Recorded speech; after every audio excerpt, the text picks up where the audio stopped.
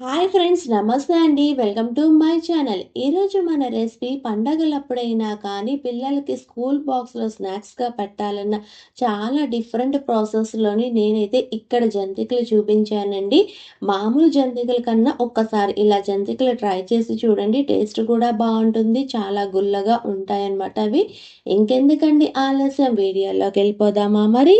పొయ్య వెలిగించి పాన్ పెట్టుకొని ఫ్లేమ్ అన్నది లో టు మీడియం ఫ్లేమ్లోనే పెట్టుకొని 2 టేబుల్ స్పూన్ పెసరపప్పు, 2 టేబుల్ స్పూన్ శనగపప్పును కూడా వేసుకొని ఇవి చేత్తో తాకగలిగే అంత వేడి వచ్చే అంతవరకు వేపుకోవాలండి. అంతేకాదు, నేనైతే ఇక్కడ చూపించిన మెజర్మెంట్స్ అని 1/2 కేజీ బియ్యం పిండికి మాత్రమే చూపిస్తున్నాను. తాకగలిగిన తర్వాత పొయ్యన్నది ఆఫ్ చేసి వీటిని పక్కన పెట్టి పూర్తిగా చల్లారి పెట్టుకోవాలండి.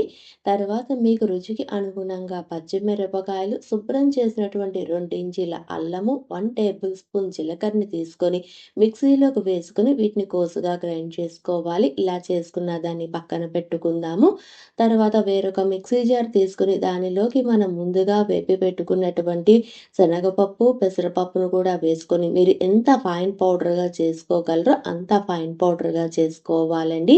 ఇలా చేసుకున్న దాన్ని ఒక పెద్ద ప్లేట్ తీసుకొని దానిలో జల్లెడ పెట్టుకొని మనం చేసుకున్న పప్పుల పొడిని కూడా వేసుకొని తర్వాత 1/2 కేజీ బియ్యం పిండిని కూడా వేసుకొని మొత్తాన్ని పూర్తిగా జల్లించుకోవాలి. ఇలా జల్లించుకోవటం వల్ల జంతికలు అన్నవి చాలా గుల్లగా వస్తాయన్నమాట.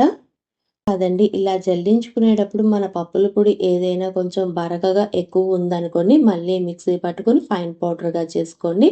నాకైతే అంతగా రాలేదనమాట. దీన్ని తీసి పక్కన పెట్టుకుందాము.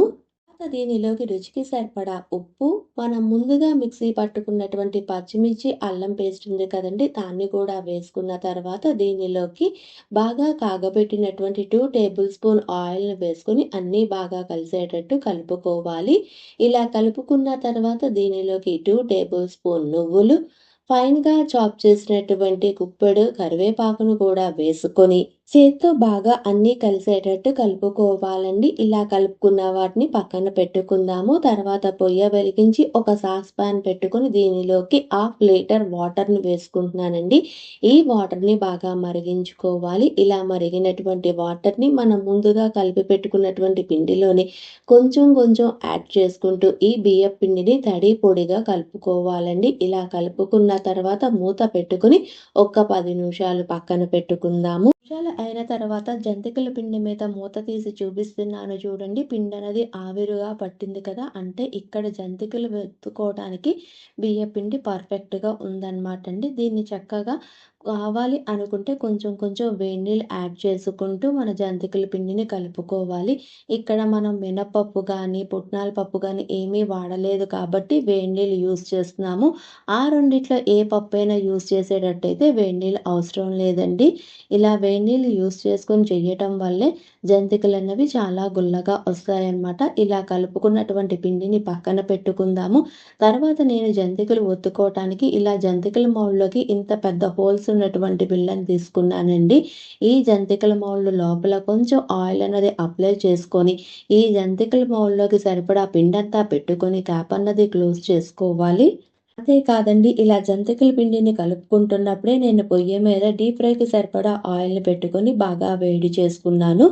ఇలా వేసుకున్న దాంట్లోని డైరెక్ట్గా మీరు జంతికలు ఒత్తేసుకోవచ్చు అనమాట.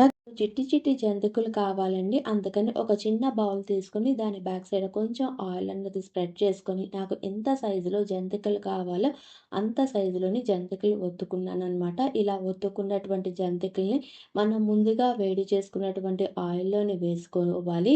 అంతేకాదు, ఇక్కడ ఫ్లేమ్ అన్నది మీడియం టు హై ఫ్లేమ్లోనే పెట్టుకోవాలండి. ఇంకొక విషయం ఏంటంటే, వేసుకున్న వెంటనే జంతికల్ని ఫ్లిప్ చేయొద్దు. ఒక 2 నిమిషాలు అయిన తర్వాత ఫ్లిప్ చేసుకుంటూ ఉండండి.